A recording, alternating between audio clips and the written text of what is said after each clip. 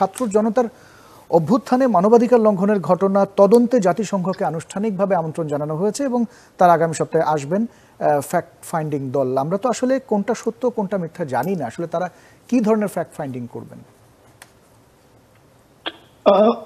আমার যেটা মনে হয় যে তারা যে জিনিসটা করতে পারবে, তারা তো এই যে আমাদের যে প্রচুর পরিমাণ ক্রাউড সোর্স ফুটেজ আমরা পেয়েছি নানান সময়ে ইন্টারনেটে, তারপর মানুষের সংগ্রহে আছে, তো তারা তাদের কাজটা অনেকটাই প্রথাগত কাজ হবে। তারা এই মানুষকে এভিডেন্স কালেক্ট করবে, ইন্টারভিউ করবে, হ্যাঁ, বিভিন্ন ধরনের স্টেক হোল্ডারদের সাথে কথা বলবে, ফুটেজ গুলো নেবে এবং সেগুলোর অথেন্টিসিটি যাচাই করবে। তো এখানে ফ্যাক্ট ফাইন্ডিং বলতে অ্যাকচুয়ালি একটা ইনভেস্টিগেশন, যেটা সেই অর্থে আসলে ট্র্যাডিশনালি আমি বলবো ট্র্যাডিশনাল ইনভেস্টিগেশন, যেটা বেসিক্যালি মানুষের মুখের কথা, টেস্টিমনি এবং ডিজিটালি হাজির থাকা যেসব এভিডেন্স আছে সেগুলোর এক ধরনের অ্যাসিমিলেশন তারা করবে, করে সেটাকে তারা আসলে নিয়ে যাবে, সেখান থেকে একটা ডিসিশন মেক করবে। তো এটা হচ্ছে তাদের যতখানি আমি যতখানি জানি এতটুকুই তাদের কাজ এখানে। আচ্ছা, আরেকটা বিষয় একটু জানতে চাই যে মানুষ আসলে বুঝবে কি করে, আমরা যে বট অ্যাকাউন্ট নিয়ে আলোচনা করছিলাম, যে কোনটা বট অ্যাকাউন্ট এবং কোনটা আসলে আসল অ্যাকাউন্ট, এটা সাধারণ মানুষজন বুঝবেন কিভাবে? খুব ছোট্ট করে যদি বলেন। এইটা হচ্ছে আমরা কিন্তু প্রতিদিন বন্ধুত্বের রিকোয়েস্ট পাই না, আমাদের ফেসবুক পেজগুলোতে আমরা পাই, এবং আপনি দেখবেন যে এটা across the platform, across the time কিন্তু একটা প্যাটার্ন। এখন আমি মোটামুটি নিশ্চিত যে আপনারা প্রত্যেকেই যাদের অ্যাকাউন্ট মানে রিকোয়েস্ট পাওয়ার সুযোগ আছে আর কি, তারা দেখবেন যে এক ধরনের রিকোয়েস্ট পাচ্ছেন, খুব সুন্দরী মেয়ের ছবি, এবং আপনি হয় তার প্রোফাইল লক অথবা 2-4টা ফ্রেন্ড আছে এবং আপনাদের কোনো কমন ফ্রেন্ড নাই।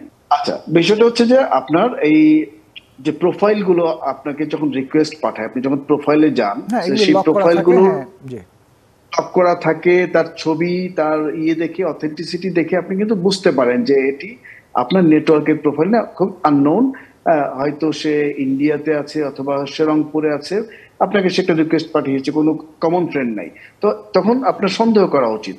অথবা কেউ একজন কমেন্ট করলো, যে কমেন্টটা আসলে খুবই আপনার ওই টপিকের সাথে যাচ্ছে না। অর্থাৎ আমাদের যেটা প্রবলেম হয় ফেসবুকে বা সোশ্যাল মিডিয়া, এটা হচ্ছে যে আমরা সাংঘাতিক রকম কনফার্মেশন বায়াস থাকি। অর্থাৎ আমি একটা কথা বললাম, আমার পক্ষে যদি কোনো কথা আমি পাই, আমার মতকে সাপোর্ট করে এমন কোনো ছবি যদি পাই, সেই ছবিটাকে আমি ইমিডিয়েটলি বিলিভ করতে থাকি। এটা মানুষকে দোষ দিয়ে লাভ নাই, আমি ফ্যাক্ট চেকার হিসেবে আমি নিজে এরকম প্রতারিত হয়েছে আমার অবজারভেশনের কাছে বহুবার।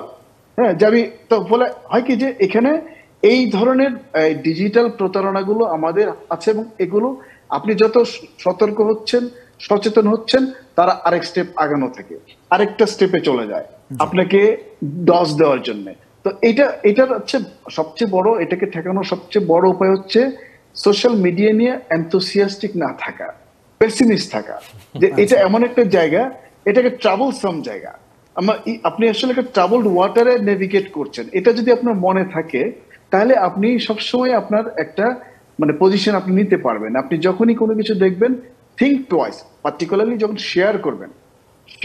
এই যে মানে এই ল্যাঙ্গুয়েজ গুলো খুব ইম্পর্টেন্ট, যে আপনি যখন শেয়ার করেন তখন কিন্তু আপনি এন্ডোর্স করেন। এটা অনেকেই বোঝেন না, অনেকেই মনে করেন, ইভেন আমি আমার অনেক গুরুস্থানীয় লোক, সিভিল সোসাইটির লোকজনকে আমি বলতে শুনেছি যে এটা আমি তো বিশ্বাস করি না, আমি জাস্ট শেয়ার করে দিয়েছি। বাট আপনার অডিয়েন্স কি বলে? আপনার অডিয়েন্স কিন্তু এইভাবে নেয় না, আপনি শেয়ার করেছেন, তারা মনে করে যেটা আপনার মতামত। বলে এই ল্যাঙ্গুয়েজটা জানা, যে আসলে কোন বাটন দিয়ে কি বোঝায়, লাইক দিলে কি হয়, লাভ দিলে কি হয়, হাহা দিলে কি হয়, আমাদের এই বেসিক লিটারেসি গুলোই আমাদের আসলে এখনো ঠিকঠাক হয় না। সেক্ষেত্রে ভবিষ্যতে বট নেটওয়ার্ক আসলে কি ধরনের তৎপরতা দেখা যেতে পারে আপনার কাছে মনে হয়, এবং আশঙ্কার জায়গাগুলো কি কি থাকতে পারে? যেটা আমি প্রথমেই বলেছিলাম, যে বট নেটওয়ার্কের সাথে যখন আর্টিফিশিয়াল ইন্টেলিজেন্সের ইয়েটা যুক্ত হবে, তখন সে অনেক বেশি বিশ্বাসযোগ্য হবে। এবং ধরুন তাকে আপনি যে সেট অফ কিওয়ার্ডস দিচ্ছেন, যে তুমি এই কিওয়ার্ড গুলো পেলে তুমি সেগুলোর মধ্যে তোমার এই সেট অফ কমেন্টস গুলো দিয়ে দেবে, তখন সে মানে খুবই আমি বলবো যে ডেভিলস অ্যাডভোকেসি করছে, কিন্তু হুইচ ইজ ট্রু, যে সে অটো কিওয়ার্ড জেনারেট করতে সক্ষম হবে। এবং এই কিওয়ার্ড জেনারেট করে করে সে নিজেকে রিফাইন করতে সক্ষম হবে। সেম মিস্টেক তো দুবার সেক্ষেত্রে করবে না, তো বিকজ যত বেশি বিশ্বাসযোগ্যতা ততখানি তো প্রতারণার ফাঁদও তৈরি হচ্ছে। এক্স্যাক্টলি, সে তত বেশি প্রতারণা করতে সক্ষম হবে এবং আমরা তত বেশি প্রতারিত হব। যে কারণে আমাদের কিন্তু এখন বলা হয় যে ইন এ 5-year স্কেল আপনার পৃথিবীতে সবচেয়ে বড় সমস্যা হচ্ছে এই মিস ইনফরমেশন এবং social media induced miss information, এবং সেটা আসলে একটা ফেজ, শুধু বিগিনার্স ফেজটা আমরা দেখেছি, and then more to come, আরো আসছে। এবং আমরা আসলে এই আর্টিফিশিয়াল ইন্টেলিজেন্স এবং এই হিউম্যান ইন্টেলিজেন্সের মিশ্রণে যেটা হবে, এবং যে কারণে ওই যেটা শামীম রাজা বলছিলেন, আমি এটাকে আবার রিএমফাসাইজ করি যে এখন এই যে মিনহাজদের গবেষণায় মিনহাজরা কিন্তু একটা ভালো কাজ করেছে। এই যে নাফি অর্থাৎ নাইমুল হাসান, ডক্টর নাইমুল হাসানের কমেন্ট তারা নিয়েছে। তো বেসিক্যালি পৃথিবীতে যত বেশি এই ধরনের কম্পিটিশনাল রিসার্চ হচ্ছে এই মিস ইনফরমেশন নিয়ে, এটা আসলে ইন্টারডিসিপ্লিনারি, অর্থাৎ মিডিয়া স্টাডিজ এর লোক এবং কম্পিউটার সায়েন্সের লোক যৌথভাবে রিসার্চ করছে। আমাদের ক্ষেত্রে এখানে একটা বড় সমস্যা যে আমরা ইন্টারডিসিপ্লিনারি মাল্টিডিসিপ্লিনারি রিসার্চ একসাথে করার চর্চাটা আমাদের মধ্যে নাই। তো এটা তৈরি করতে হবে যে কিভাবে আমরা একটা কম্পিউটার সায়েন্সের কলিগের সাথে আমার দক্ষতা, আমার অবজারভেশন এবং তার ধরা যাক কম্পিউটেশনাল স্কিল, দুইটাকে একসাথে করে আমরা লার্জ স্কেলে জিনিসটা এক্সপ্লোর করতে পারি।